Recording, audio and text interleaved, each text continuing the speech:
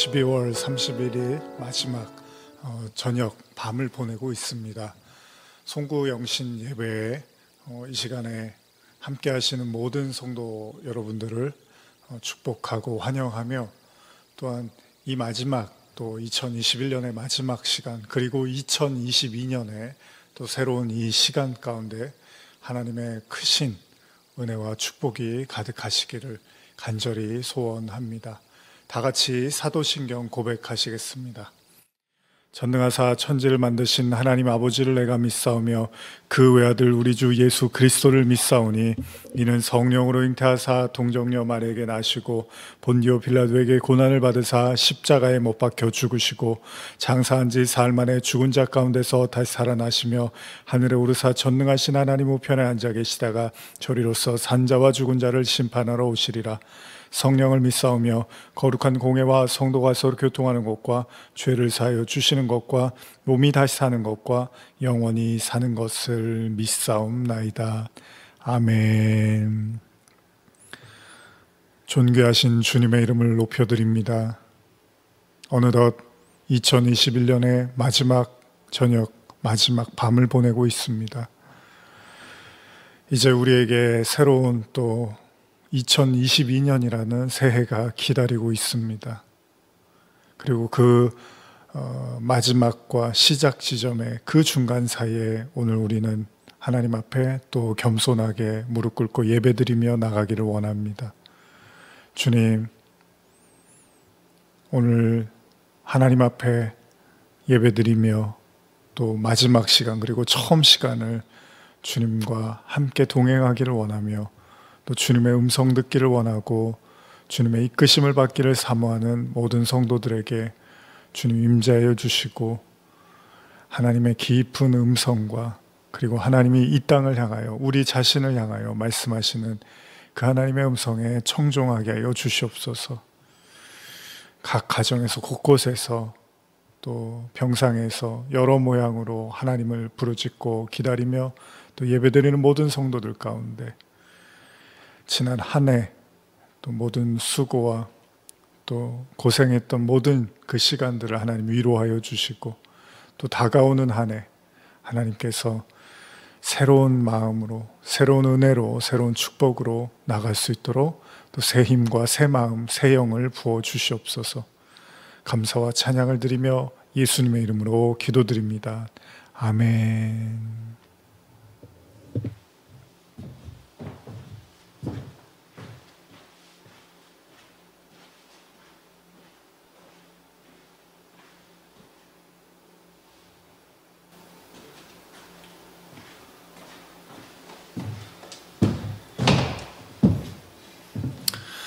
우리 이 시간에 함께 찬양하시겠습니다.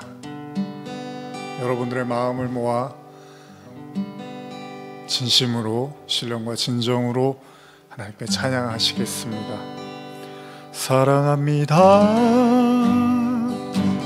나의 예수님, 사랑합니다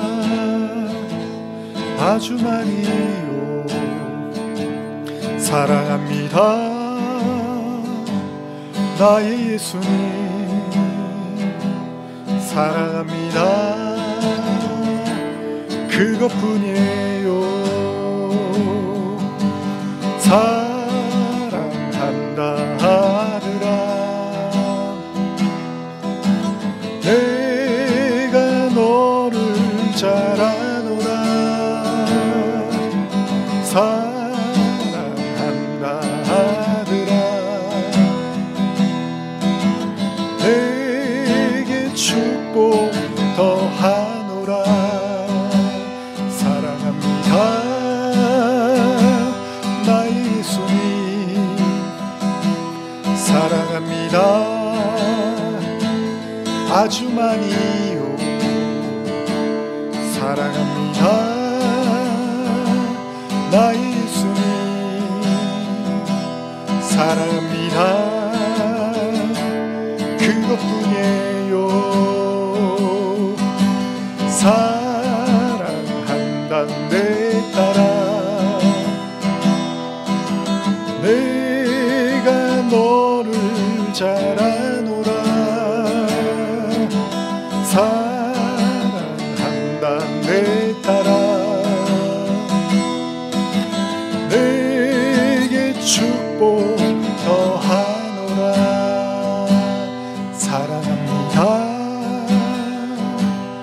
나의 예수님 사랑합니다.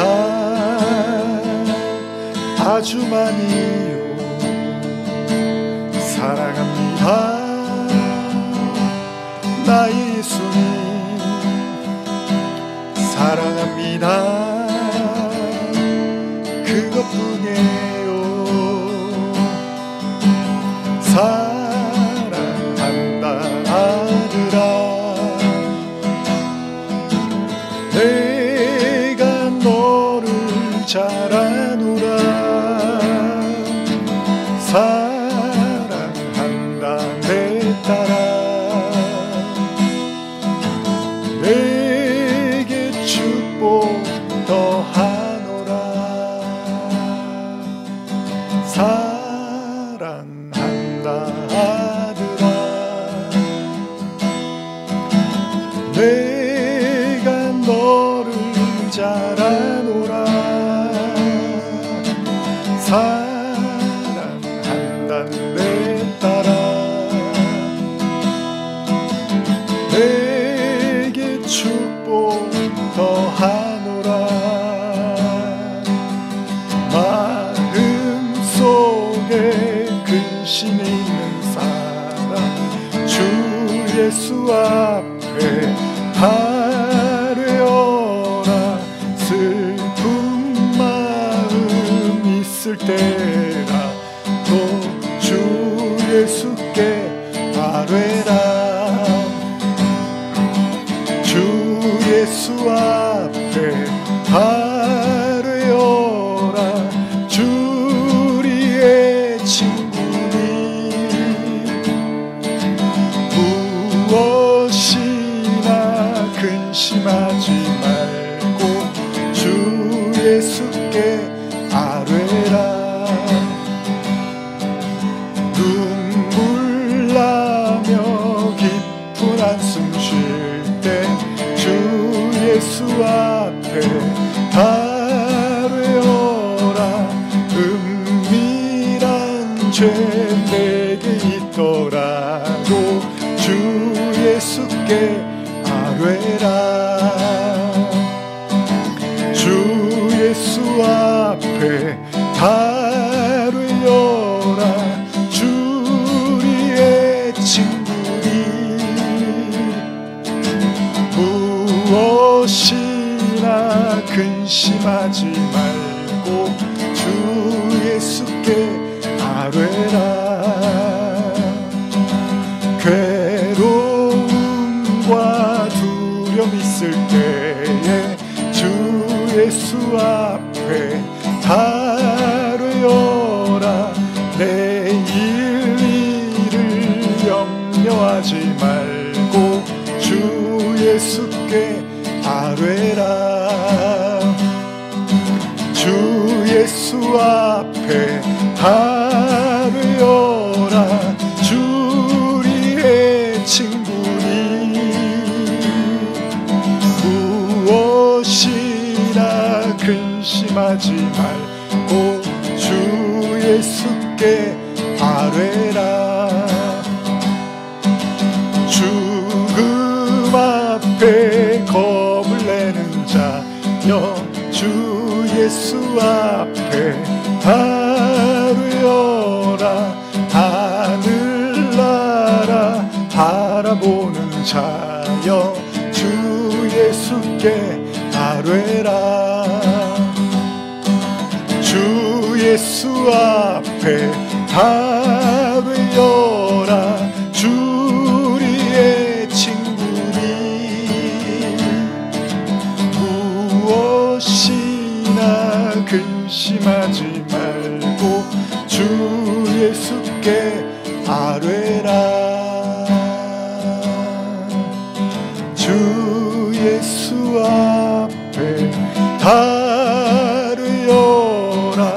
주 우리의 친구니 무엇이나 근심하지 말고 주 예수께 아뢰라. 무엇이 무엇이나 근심하지 말고 주 예수께 아뢰라. 다시 한번 해볼까요? 무엇이나 근심하지 말고 주 예수께 아뢰라.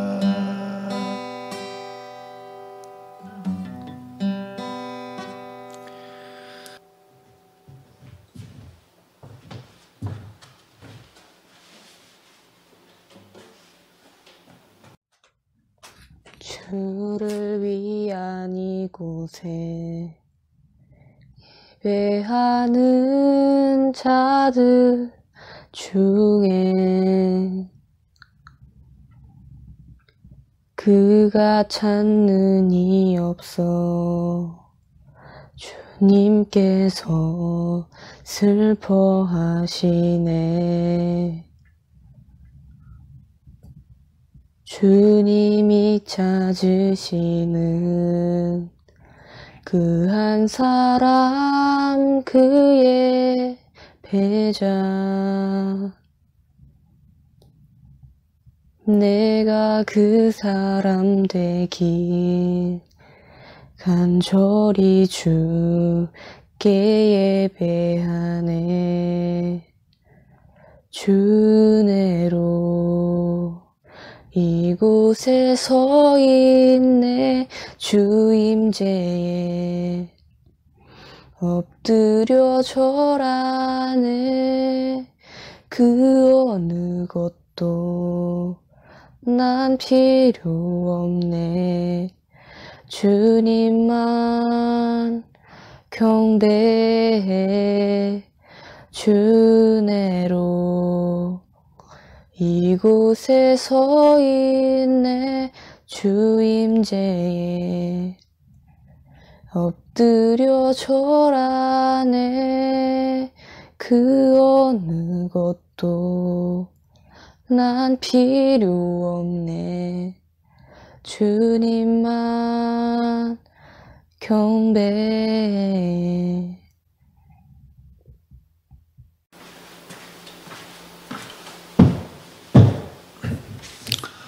자, 이제 송구영신 예배 마지막, 또 올해 마지막 설교가 되겠네요. 2021년 12월 31일 송구영신 예배의 마지막 설교는 우리가 지난 주일날 나눴던 내용을 계속 이어서 마지막으로 성도의 시간, 7번째 성도의 온전함에 대한 말씀을 이제 끝으로 올해의 모든 설교를 마치고자 합니다. 우리가 지난 주일에 나눴던 말씀들 떠올려 보면서 성도의 시간이라는 이제 제목을 가지고 한번 성도의 신앙을 좀 한번 정리해 보는 차원에서, 그리고 그동안 저희가 나눴던 말씀들을 하나씩 둘씩 떠올려 보면서 그 말씀들을 좀 더 정리하고 또 우리 안에 더욱더 깊이 또 묵상하기 위해서 이 말씀들을 나눠봤습니다. 이제 그 마지막 성도의 온전함이라는 주제 두 번째 시간입니다. 마태복음 5장 44절 그리고 45절 말씀을 우리 함께 읽겠습니다. 나는 너희에게 이르노니 너희 원수를 사랑하며 너희를 박해하는 자를 위하여 기도하라. 이같이 한즉 하늘에 계신 너희 아버지의 아들이 되리니 이는 하나님이 그 해를 악인과 선인에게 비추시며 비를 의로운 자와 불의한 자에게 내려주십니다. 아마 이제 설교를 마무리할 때쯤 되면 이제 마지막 저희가 찬양을 부를 때쯤 되면 2022년이 오게 되겠죠. 오늘은 바로 2021년의 마지막 날, 마지막 시간입니다. 항상 한 해 시작할 때마다 느끼는 것이지만은 굉장히 긴 터널을 지나는 것 같은, 뭐 봄, 여름 이때만 해도 아직도 한참 남은 것 같은데 가을을 지냈고 그러다 보면 어느새 금방 겨울이 오고 한 해가 다 끝나는 것을 느끼게 되죠. 뭐 매해 반복되는 거지만 또 어린 아이들이나 또 학생들 그리고 청년들 또 어른 또 어르신에 이르기까지 항상 경험하는 일들이지만 시간이 지나면 지날수록 더 분명해지는 게 시간이 굉장히 빠르다는 거죠. 정말 눈 깜짝할 사이다, 뭐 쏜살 같다 이런 말들이 맞는 것 같습니다. 특별히 올해도 지난 해와 마찬가지로 코로나로 한 해를 또 시작해서 한 해를 마무리를 하고 참 어떻게 그 시간들을 이렇게 버티고 견뎠나 싶을 정도로 아마 우리 자신 스스로에게도 그렇고 우리 주변 가족이나 이웃분들에게도 참 대견하다는 생각이 들죠. 특히 뭐 저도 아이를 키우지만 아이들 보면서 참 대견하기도 하고 미안하기도 하고 그런 생각들이 많이 들겠죠. 어쨌든 그런 모진 시간들을 다 지내시고 오늘 이 마지막 시간 또 이렇게 함께 송구영신 예배를 드릴 수 있어서 너무 기쁘고 감사합니다. 제가 지난 주일에도 말씀드렸지만은 우리가 첫 단추를 잘 꿰야 된다 이런 얘기 많이 하잖아요. 새해 신년에 단추 잘못 끼면은 옷이 이제 삐뚤어지고 이상해지죠. 그래서 첫 단추 잘 끼는 것도 중요한데 또 한편으로는 마지막 단추도 사실 잘 껴야 되는 거잖아요. 그래서 제가 퍼즐에다가 이제 비유를 했죠. 그 예화를 들면서 퍼즐을 열심히 맞췄는데 그 한 마지막 퍼즐을 찾지를 못해서 잊어버려서 갑자기 모든 그동안 만든 퍼즐이 마치 이렇게 필요 없어져 버린 것처럼 그런 이제 느낌을 받았다, 뭐 이런 이야기를 나누면서 그 마지막 피스, 마지막 조각이 그만큼 또 중요하다라는 이야기를 나누는데요. 그런 의미에서 제가 일부러 설교를 마지막 이 송구영신 예배, 보통은 이제 송구영신 예배 때는 또 다른 또 설교들을 하잖아요. 근데 한번 주일 설교를 좀 연장해서 오늘 마지막 그 중요한 시점이라고 생각을 해서 이 말씀을 나누고자 합니다. 근데 시간이 저희가 뭐 많지는 않습니다. 그렇다고 또 늦은 시간에 또 길게 설교하고 싶지는 않고요. 여러분들 또 새해 맞이하면서 또 인사도 나누시고 또 그래야 되는데, 그래서 이 원고를 제가 좀 써오기는 했는데 내용들을 좀 축약을 해서 좀 한번 말씀을 나눠보고자 합니다. 근데 여러분, 이제 우리가 성도의 시간 쭉 나누면서 이제 마지막으로 온전함을 나누면서 이제 원수사랑이라는 얘기를 하게 됐죠. 이제 원수사랑이 온전의 길이다. 예수님이 이제 이런 내용을 같이 이렇게 포함해서 말씀을 하신단 말이에요. 원수사랑해라. 그리고 하늘의 아버지가 온전하신 것 같이 너희도 온전해라. 이런 말씀을 하세요. 이게 이제 우리한테 도전이 되고 도대체 어떻게 해야 되는가라는 의문을 또 갖게 하는 거죠. 자, 예수님이 온전함으로 제시한 게 원수사랑이었는데 그 구체적인 내용이 뭐냐면 하나님이요 악인이나 선인에게 동일하게 해를 비추시고 또 비를 내리신다. 이게 이제 예수님의 좀 더 구체적인 설명이었어요. 여러분들 이 내용을 보통 우리가 일반은총, 신학적으로 일반은총이라고 하잖아요. 하나님이 모든 사람에게 은혜를 베푸시는데 해와 뭐 달과 그리고 이런 지금 비나 뭐 물 뭐 이런 것들 하나님이 그냥 모두에게 허락하시는 은혜라고 해서 우리가 일반은총을 생각을 하는데 예수님이 하나님에 대한 그 온전함을 이렇게 이제 설명을 한 거예요. 근데 요 얘기를 예수님이 좀 더 구체적으로 말씀하신 거예요. 어디에 더 포커스를 맞춰야 되는지를 마태복음 5장 46절 47절인데요. 이것도 한번 읽어볼까요? 너희가 너희를 사랑하는 자를 사랑하면 무슨 상이 있으리요? 세리도 이같이 아니하느냐? 또 너희가 너희 형제에게만 무난하면 남보다 더하는 것이 무엇이냐? 이방인들도 이같이 아니하느냐? 예수님의 말씀의 요점은 뭐냐면 뭐 쉽죠. 자기를 사랑하는 사람만 사랑하지 말고 우리하고 가까운 형제하고만 무난하지 말고 우리를 박해하고 또 우리가 이방인이라고 뭐 여러분들이 뭐 이방인이라 그래서 꼭 나와 같은 민족이 아닌 이런 차원이 아니고요. 그 여러분들의 그 삶의 바운더리가 있잖아요. 테두리가 있잖아요. 그 밖의 사람들 뭐 그들에게도 사랑을 베풀라 뭐 이제 이런 정도의 얘기처럼 들립니다. 그런 생각을 하면 원수사랑이 한번 또 해볼 만하다는 생각을 하실 수도 있을 거예요. 어차피 뭐 인간이 이기적이고 또 자기밖에 모르지만 조금 내가 그거를 실천하면서 타인에 대한 관용과 그리고 배려 또 섬김으로 나가면 되는 거 아닌가라는 생각을 해볼 수 있는데, 근데 예수님이 이 이야기를 하면서 이제 하나님이 온전하신데 어떻게 온전하시냐면 악인과 선인에게 사랑을 베푸신다, 은혜를 베푸신다, 이제 이런 얘기를 한단 말이에요. 그러다 보면 우리는 그런 생각을 해요. 하나님이 정말 공평하신가? 공의로우신가? 이런 생각을 한단 말이에요. 얼핏 보면 노아 방주 사건처럼 뭔가 세상에 존재하는 수많은 악인들을 심판하시고 오로지 선한 사람만 좀 살 수는 없을까? 근데 왜 하나님은 그렇게 하지 않을까? 이런 생각을 하기도 한다는 거예요. 그러니까 하나님이 악인이나 선인을 그들에게 이렇게 관대한 모습이 우리에게는 좀 때로는 불편하기도 하다는 거죠. 여러분도 아마 그런 생각을 하셨을 거예요. 그리고 사실은 믿는 사람이나 믿지 않는 사람이 던지는 수많은 그 신앙적 질문 중에 가장 큰 것 중에 하나가 왜 하나님이 계시다면 악이 존재하는가, 이거잖아요. 뭐 여기에서 수많은 철학도 나오는 거고 또 무신론도 나오는 거잖아요.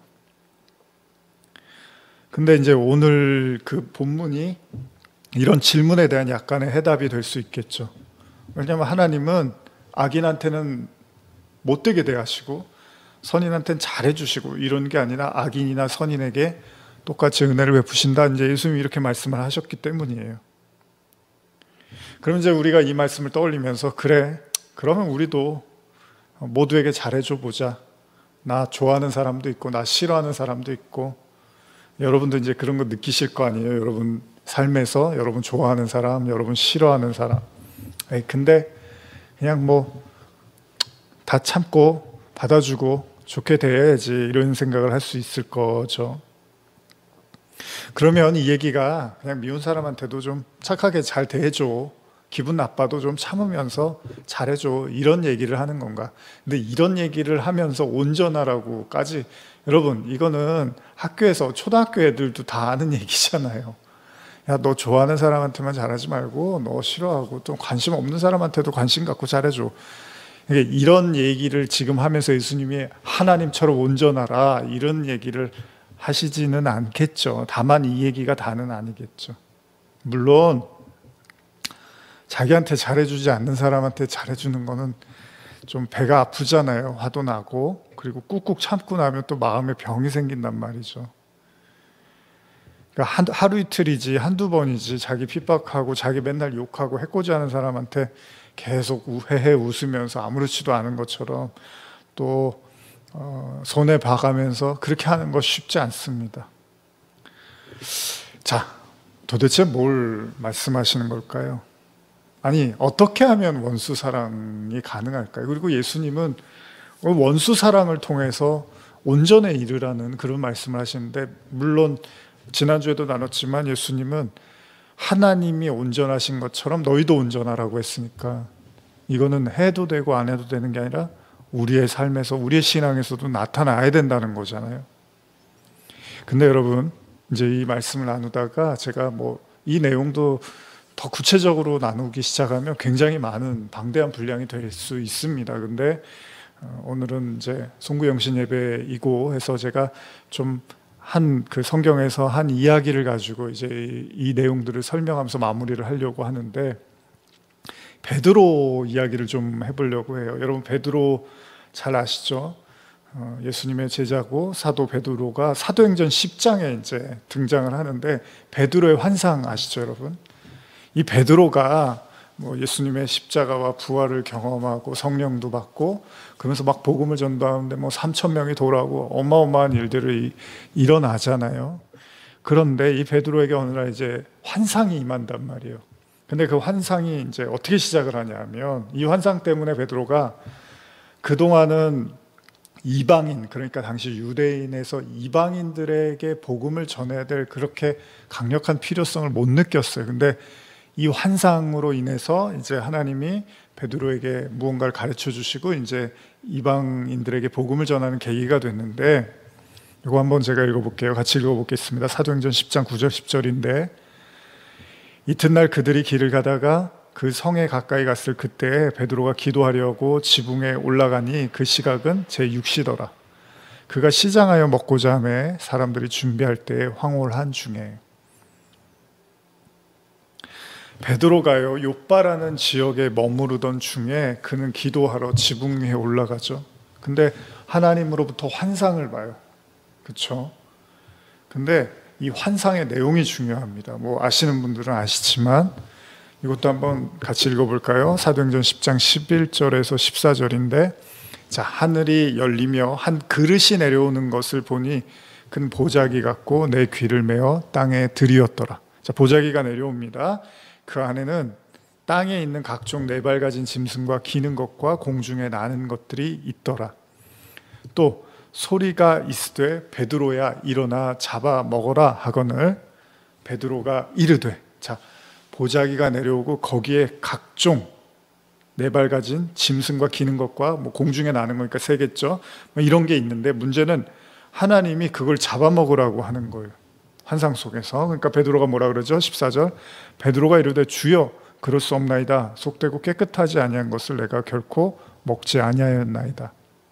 한데 베드로가 당황을 해요. 하나님이 그걸 먹으라는 거예요, 환상 속에서. 근데 문제는 뭐죠? 이거는 구약 성경에서 부정하다고 하나님께서 말씀하신 것들이란 말이에요. 그러니까 만지지도 말고 먹지도 말아야죠. 그런데 하나님이 느닷없이 그거를 먹으라는 거예요. 그러니까 베드로는 뭐 고민할 여지도 없습니다.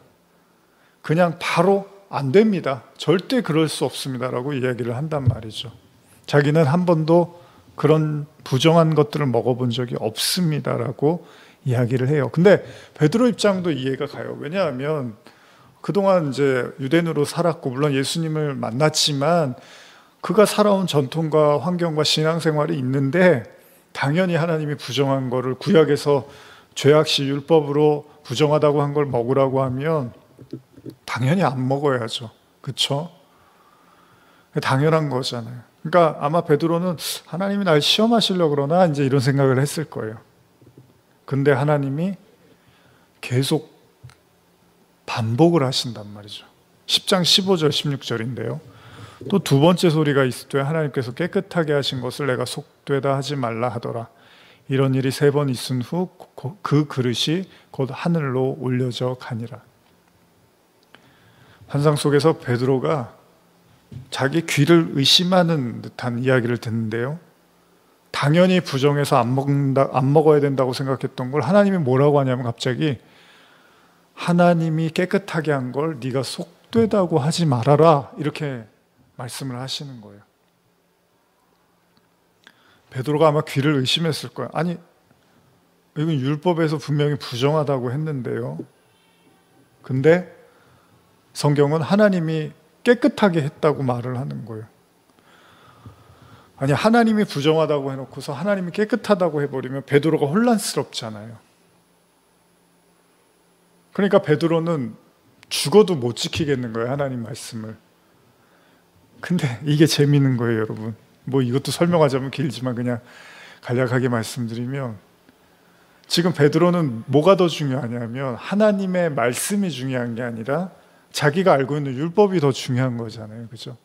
하나님의 말씀, 물론 율법도 하나님의 말씀이지만 지금 하나님이 실체로서 직접 말하고 있는 그 말보다 그동안 자기가 배워왔던 율법이 훨씬 더 중요한 거예요. 제가 목회 뭐 오래 하진 않았지만 성도분들 보면 그런 경우들이 있어요.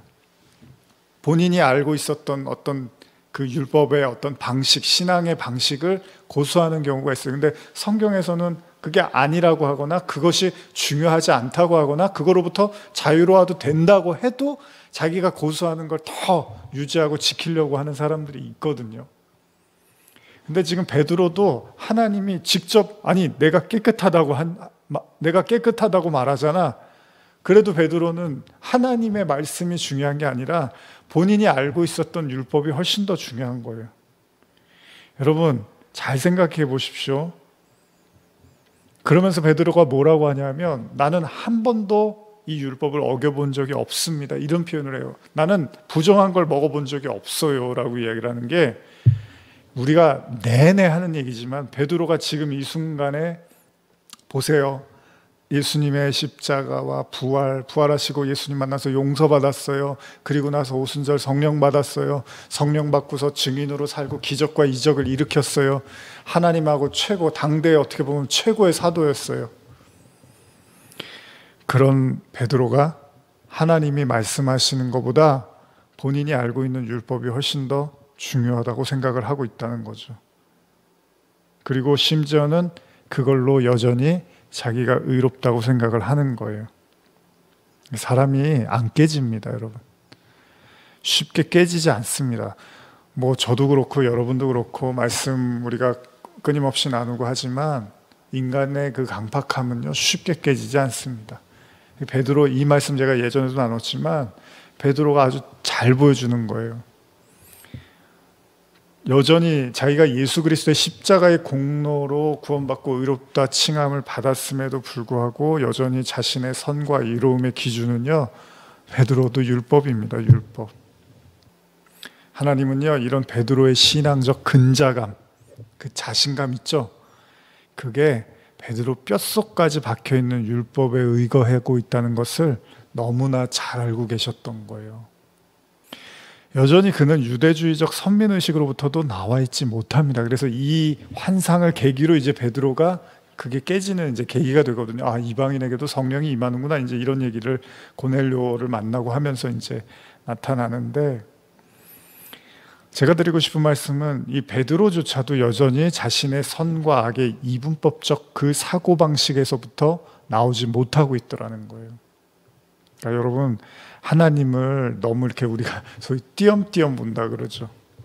하나님은 정확하게 베드로를 보고 계셨는데 베드로는 그렇게 생각했을 거예요. 아, 이 정도면 나는 신앙으로서 사도로서 뭐 이룰 만한 건 다 이뤘고 뭐 소위 도달해야 될 지점에 다 도달한 신앙으로 소위 말하는 나름 득도를 했다고 생각했는지도 몰라요.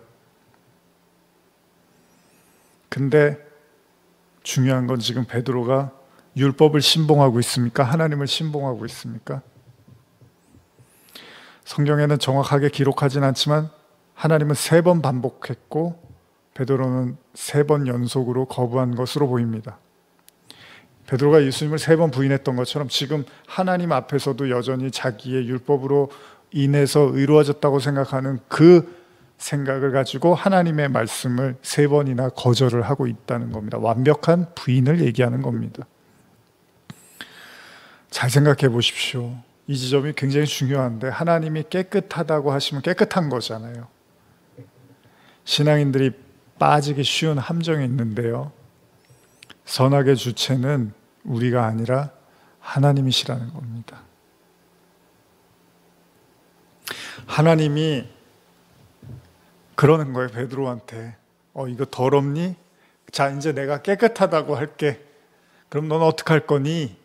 근데 베드로가 그게 어떻게 깨끗해요? 그건 더러운 거예요. 이제 이렇게 생각을 하는 거예요. 여러분, 베드로가 선악과 먹은 그 아담의 범죄처럼 하나님이 깨끗하다고 하는데도 베드로 생각에는 더러운 거죠. 부정한 겁니다. 그런 차원에서 하나님은 율법을 넘어서는 하나님이 그 주체신 거잖아요. 그러니까 하나님의 말씀이 중요한 거잖아요.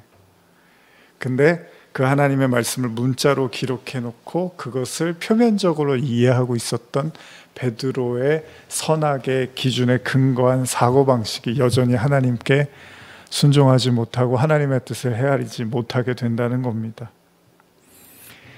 이게 인간이 평생 내려놔야 될 이 인간적 사고, 선악과 먹은 아담의 원죄인 거죠.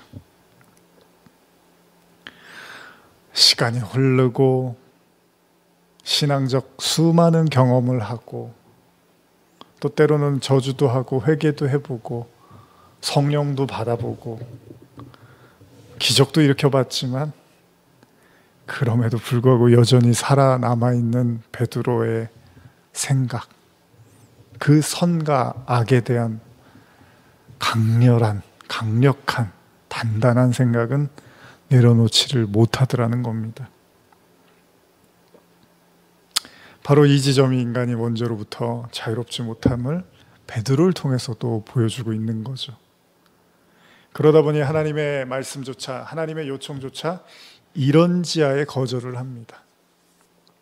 제가 왜 온전함을 얘기하는데 이 얘기를 하고 있을까 궁금해 하시는 분들도 있을 겁니다. 어쨌든 한번 말씀을 더 읽어보면서 좀 정리를 해드리겠습니다. 야고보서 3장 7절에서 10절입니다. 여러 종류의 짐승과 새와 벌레와 바다의 생물은 사람이 다 길들일 수 있고 길들여 왔거니와 혀는 능히 길들일 사람이 없나니 쉬지 않는 악이요 죽이는 독이 가득한 것이라. 이것으로 우리가 주 아버지를 찬송하고 또 이것으로 하나님의 형상대로 지음받은 사람을 저주하니 한 입에서 찬송과 저주가 나오는도다. 내 형제들아 이것이 마땅하지 아니하니라. 어쩌면 보자기에 들렸던 각종 짐승들은 아무것도 아닐지도 모릅니다. 여러분, 보자기에 담긴 그 짐승들이 부정하면 얼마나 부정합니까? 그게 하나님이 만드셨는데 뭘 하나님한테 그게 부정하면 얼마나 부정하겠습니까? 진짜 부정한 건 뭘까요? 그 하나님의 말씀을 받아들이지 못하는 베드로의 생각일지도 모를 겁니다. 그러니까 이 부분을 여러분 잘 생각해 보세요. 베드로는 하나님이 깨끗하다고 했어요. 그럼 베드로가 그래요? 그럼 제가 먹어야죠. 이렇게 하면 좋잖아요. 근데 그게 안 되는 거예요. 문자에 갇혀 있는 거예요. 율법이라는 문자에 갇혀서 그 진짜 말을 한 그 하나님, 그 실체로서 주체로서의 하나님을 받아들이지를 못하고 있는 거예요. 그럼 베드로는 여전히 하나님과 지금 동행하는 게 아니라 율법의 남편으로 알고 살고 있는 거예요. 새 남편을 아직 받아들이지 못한 거예요. 물론 그의 사역과 현장에서는 그런 일들이 나타나지만 하나님이 보셨을 때는 아직은 율법을 의지하고 살고 있는 거예요. 그래서 하나님이 보여주시고 깨트리시려고 하는 거죠. 그럼 여러분, 한 가지 질문을 던져보고 싶습니다. 여러분, 이 땅에 선인이 존재합니까? 자, 하나님의 눈에 이 땅에 선인이 존재할까요? 의인이 존재할까요? 지금 베드로의 모습도 어떻게 보면 실망스러운 모습이에요. 최소한 우리가 바울의 로마서를 알고 있다면 저와 여러분들이 한 가지는 분명히 합니다. 이 땅에 선인도 의인도 없다는 걸 알게 되는 거죠. 선인은 누구죠? 예수 그리스도밖에 없습니다. 이 땅의 의인은 예수 그리스도밖에 없습니다. 그럼 한번 이렇게 생각해 보세요. 의인과 선인에게 해를 비추신다는 이 이야기를 하면 꼭 우리는 어떤 생각을 해요? 나는 의인이고 악인들은 이렇게 저기 있는 사람들, 자꾸 그런 생각을 할 거예요. 근데 굳이 그렇게 생각하실 필요 없습니다. 굳이 의인이 있다면 예수님만 의인이고 그 나머지는 다 하나님 앞에 죄인일 뿐입니다. 하나님이 착해서 구원하고 악해서 구원 안 하는 게 아니잖아요. 착한 일 많이 한다고 구원받는 게 아니잖아요. 그게 기독교 아니잖아요. 그럼 자꾸 여러분들이 선인과 악인하면은 착한 사람, 악한 사람 이렇게 생각하시는데 그게 아니라 예수님만 의인이에요. 그리고 나머지는 다 죄인이에요, 하나님한테. 근데 어떤 죄인이요? 하나님의 아들을 십자가에 못 박힌 최고의 죄인입니다. 그러니까 이 땅에 있는 모든 사람들이요, 하나님이 악인과 선인에게 해를 비추시고 비를 내리신다고 할 때 착한 사람한테만 잘해주시는 게 아니라 못된 사람한테도 잘해주시는구나, 그런 차원으로 생각하실 수도 있겠지만 사실 이 땅의 모든 사람은 예수를 십자가에 못 박은 하나님의 원수예요, 원수. 근데 그 원수인, 그 악인인 우리에게 여전히 해를 비추시고 비를 내리신다는 거죠. 그게 하나님이 하시는 원수 사랑이에요. 그렇다면 저와 여러분들이 원수 사랑해야지, 그러면 온전하대, 나 미워하는 사람, 나 괴롭히는 사람 사랑해야지, 그게 아마 여러분들의 힘과 노력으로 되는 거면 온전이라고 말을 할 수 없을 겁니다. 왜냐하면 온전한 건 하나님으로부터만 가능한 거잖아요. 그러니까 하나님을 안 믿는 사람도 할 수 있는 거면 하나님 안 믿는 사람이 막 굉장히 마음이 넓고 너그러워서 막 원수를 사랑했대요. 그러면 하나님이 그걸 인정해 줘야 되는 거잖아요. 야, 너는 어떻게 하나님도 안 믿고 은혜도 안 받았는데 그게 가능하니? 야, 너 의롭다 해줘야 되잖아요. 근데 그런 의로움은 존재하지 않는다는 거예요. 원수 사랑은 하나님을 믿는 사람만 가능하다라는 거예요. 그러면 그 원수 사랑이 뭐겠어요?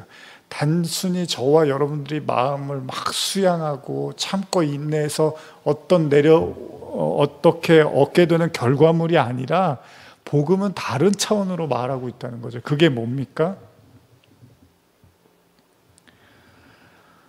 하나님이 원수인 나를 사랑하셨으니까 내가 하나님의 원수구나. 그러면 멸망받아야 될 나도 이렇게 하나님이 사랑하시는데 내가 사랑을 못할 사람이 어디 있는가라는 이 근본적인 고백, 이게 없으면 절대로 저와 여러분들은 그냥 섣불리 어설프게 막 누구를 사랑해야겠다가 상처만 엄청 받고 화병만 생기고 마음만 더 아프고 결국 실패하는 여러분과 제 자신을 보게 될 거라는 거예요. 복음은 그런 방식으로 원수를 사랑하라는 게 아니라 먼저 여러분과 제가 악인과 선인을 사랑하시고 은혜를 베푸시는 그 하나님의 궁극적 마음의 끝은 십자가에서 그 아들을 죽여가면서까지도 우리를 사랑하셨다고 하고 그걸 확증이라고 하잖아요. 누구에 대한? 원수들에 대한. 그냥 우리가 하나님의 원수라는 사실을 인정하지 않고 거기서 출발되지 않은 사랑은 진짜 그 온전한 사랑에 가까이 다가갈 수가 없다는 것입니다. 그러니까 제가 그런 말씀 드리잖아요. 나는 원래부터 사랑이 많고 나는 원래부터 그냥 은혜가 많고 나는 원래부터 이렇게 마음이 넓어. 그런 사람들은 안 믿는 사람들 속에도 많이 있을 거예요. 근데 성경이 말하는 원수 사랑은 그런 거 가지고 되는 게 아니라는 겁니다. 복음을 뼈저리게 깊이 깨달은 자, 하나님의 원수가 나였구나라는 걸 아는 사람으로부터 시작이 되는 거죠. 그러니까 온전함은 뭡니까? 여러분, 이 내용은 1만 달란트 비유하고 사실은 이렇게 연결이 돼요. 그렇죠? 그 1만 달란트라는 어마어마한 금액을 탕감받은 한 그 종이 있었죠. 근데 이 사람이 100데나리온을 빚진 사람을 가지고 용서를 안 해주니까 나중에 임금이 뭐라 그래요? 네가 지금 1만 달란트를 용서받았는데 100데나리온 그 빚진 자를 지금 괴롭히니 너는 다시 감옥으로 들어가야겠구나, 이런 얘기를 한단 말이죠. 무슨 이야기입니까? 우리가 받은 용서의 크기, 하나님이 우리를 어떻게 인내하고 참고 사랑했는지를 제대로 알지 못하는 사람이 어떻게 그 죄인인 다른 사람을 용서할 수 있겠냐는 거예요. 그건 불가능하다는 거죠. 예수님이 말씀하시는 온전한 사랑, 원수 사랑은 바로 먼저 여러분들이 섣불리 사랑하려고 달려드는 것이 아니라 먼저 하나님이 나를 어떻게 얼마나 사랑하셨는지를 알아야지만 가능하다는 것입니다. 이제 새해를 시작하면서 오늘 마지막 이 말씀,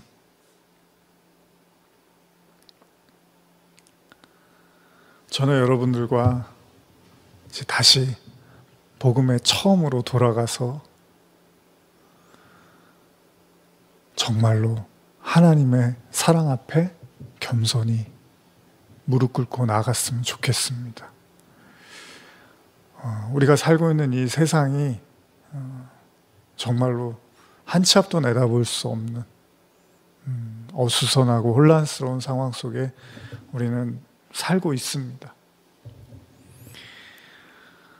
물론 새해가 왔다고 즐거워하고 축제를 벌이고 파티를 벌이고 그럴 수 있으면 좋겠지만 사실 또 그런 분위기도 아닙니다. 어쩌면 지금 이 순간 우리에게 제일 필요한 건 정말 복음을 통해서 우리가 깊이 회개하고 하나님을 알아가는 것이겠죠. 성도의 온전함, 그건요, 여러분과 제가 얼마나 하나님의 사랑을 느끼는가에 따라서 우리 역시도 그 온전한 하나님의 사랑을 우리의 삶으로 나타낼 수 있을 것입니다. 성경 구절 두 구절을 읽고 설교를 마쳤으면 좋겠습니다. 마태복음 6장 12절입니다. 우리가 우리에게 죄 지은 자를 사하여 준 것 같이 우리의 죄를 사하여 주옵시고. 그리고 로마서 5장 10절과 11절입니다. 곧 우리가 원수 되었을 때 그의 아들의 죽으심으로 말미암아 하나님과 화목하게 되었은즉 화목하게 된 자로서는 더욱 그의 살아나심으로 말미암아 구원을 받을 것이니라. 그뿐 아니라 이제 우리로 화목하게 하신 우리 주 예수 그리스도로 말미암아 하나님 안에서 또한 즐거워하느니라.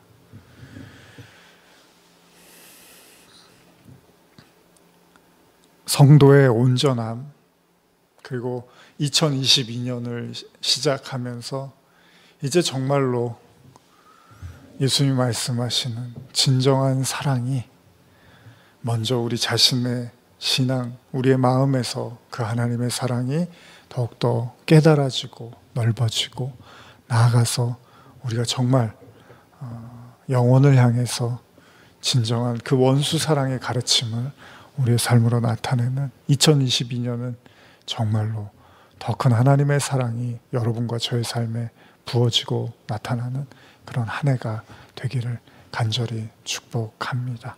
우리 같이 기도하시겠습니다. 하나님 아버지 감사합니다.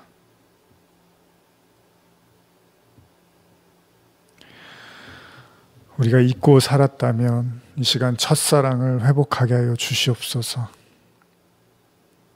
너무 신앙생활이 익숙해지다 보니 시간이 많이 흐르다 보니 하나님의 그 크시고 무한하신 사랑을 잊어버리고 어쩌면 빈 그릇만 남아 요란한 깡통과 같은 빈수레가 아닌지는 모르겠습니다. 다시 하나님의 사랑 앞에 섭니다. 원수를 사랑하라고 말씀하신 주님, 먼저 우리가 하나님 앞에 원수였음을 또한 고백합니다.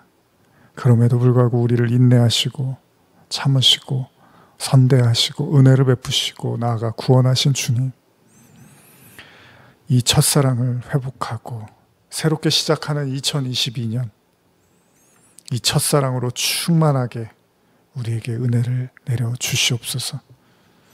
감사와 찬양을 올려드리며 예수님의 이름으로 기도합니다. 아멘.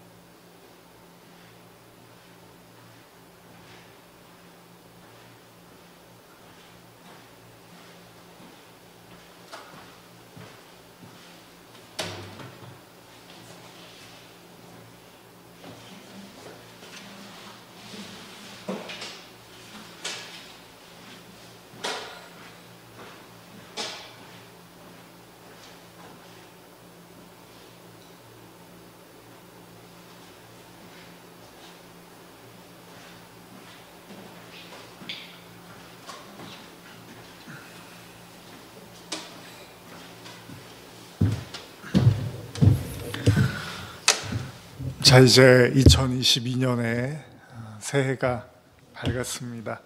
우리가 말씀 나누던 가운데 2022년이 우리에게 다가왔습니다. 저 개인적으로 2022년을 이렇게 그려보면서 더욱더 군더더기 없는 좀 더 진실해야 될 필요가 있겠다. 세상 풍조를 따라가지 말고 좀 더 복음이 말하고 있는 또 하나님의 말씀에 좀 더 진지해야겠다라는 생각을 해봤는데요. 이제 우리가 시간을 보내고 있는 이 시간들이 결코 만만치 않은 시간입니다. 그래서 저와 여러분들도 더욱더 영적으로 깨어있고 더 하나님께 가까이 나아가고 우리에게 정말 어떤 일들과 상황이 벌어진다 하더라도 우리가 하나님 나라에 대한 분명한 확신과 믿음을 가지고 두려워하지 말고 세상 풍파들이 밀려올 때 또 예수님의 그 말씀처럼 두려워하지 말고 무서워하지 말고 오히려 세상을 이기는 믿음을 가지고 올 한 해를 살아야겠다 이런 생각을 해봤습니다. 여러분들은 어떤 마음가짐을 가지고 또 한 해를 시작하시려고 합니까? 자, 이제 2022년이 우리에게 밝아왔습니다. 우리 옆에 가족분들 계시면 새해 복 많이 받으세요. 2022년 하나님과 더욱더 깊은 동행을 하시길 바랍니다. 또 이런 덕담도 좋은 말씀들 서로 좀 나누시는 시간 잠깐 가져볼까요?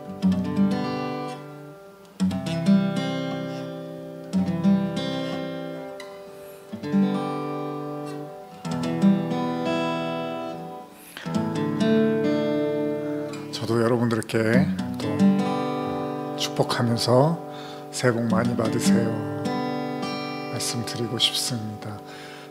지난 한 해 모든 또 근심과 아픔과 슬픔들 주님께서 또 다 걷어가 주시고 이제 새롭게 출발하는 2022년 정말 하나님의 축복의 통로가 되시기를 바랍니다.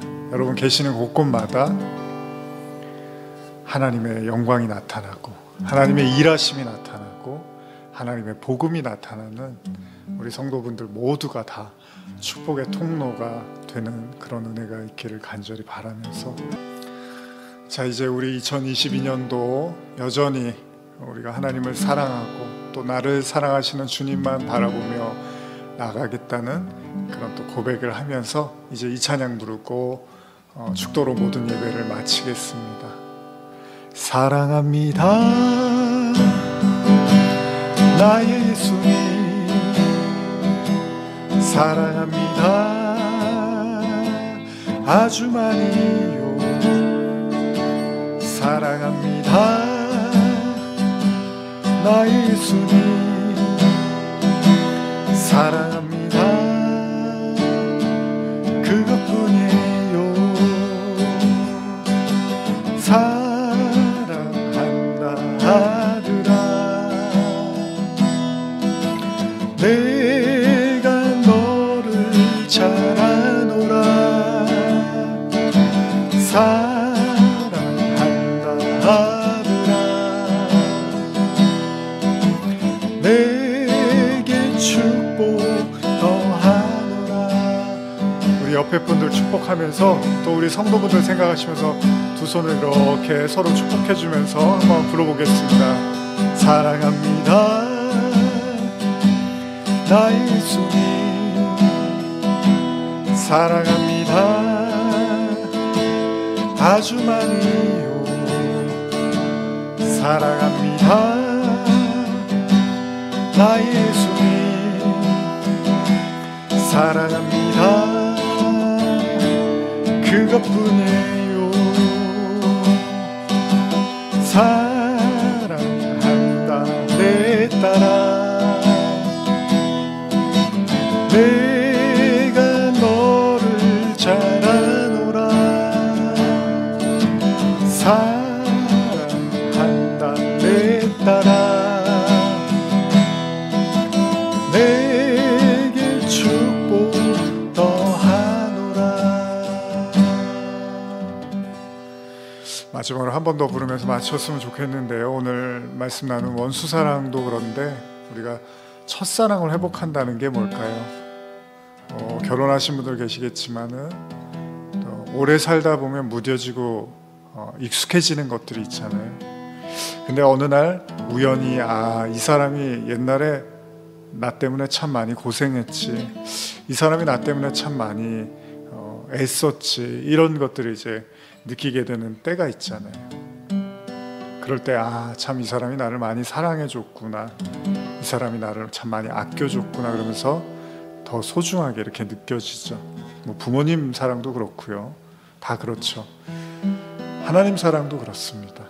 우리가 신앙생활을 오래 하다 보면 하나님 사랑에 무뎌져 갖고 하나님 되게 나를 사랑하나? 지금 별로 그렇게 만족스럽지 않은데, 이런 생각을 할지 모르지만, 여러분들이 그 십자가의 사랑이 뭔지를 알고, 여러분들이 하나님과 어떤 관계였고, 우리가 하나님 앞에 어떤 존재였는지를 안다면 하나님이 정말로 나를 엄청 사랑하셨지라는 것들을 깨닫게 되겠죠. 그렇게 첫사랑은 다시 회복되어져 가는 거죠. 물론 그 하나님의 사랑은 지금도 변함이 없으십니다. 오늘 이 예배를 마무리하면서 또 2022년을 시작하면서 그 첫사랑을 회복하시고, 그 무한하고 엄청나고 크고 놀라운 하나님의 사랑을 다시 한번 고백하고 찬양하며 그 사랑의 힘으로 2022년을 걸어가셨으면 좋겠습니다. 같이 한번 불러볼까요? 사랑합니다 나의 예수님, 사랑합니다 아주 많이요, 사랑합니다 나의 예수님, 사랑합니다 그것뿐이에요. 사랑한다 아들아, 내가 너를 잘 아노라. 사랑한다 내 딸아, 내게 축복 더하노라.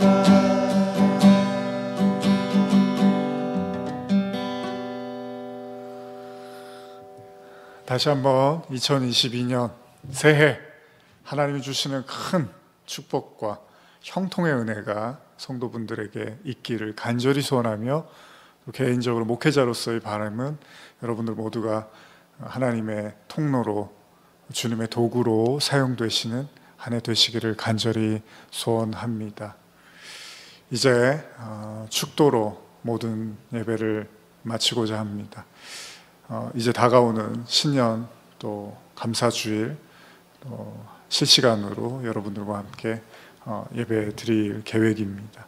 아무쪼록 또 새롭게 시작하는 2022년 하루 또 축복의 하루 되시고, 한 해 역시도 날마다 하나님의 은혜가 가득하시기를 축복합니다. 지금은 우리 주 예수 그리스도의 은혜와 하나님 아버지의 사랑과 성령의 교통하심이, 죽기까지 사랑하신, 우리가 원수였음에도 불구하고 모든 것을 다해서 우리를 사랑하신 그 하나님의 사랑 앞에,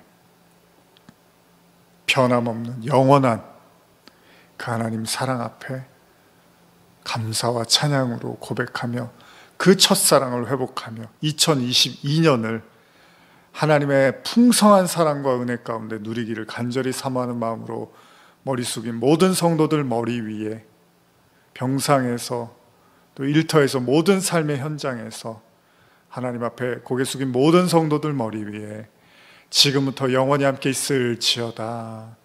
아멘. 사랑한다 아들아, 내가 너를 잘 아노라. 사랑한다 내 딸아, 축복하네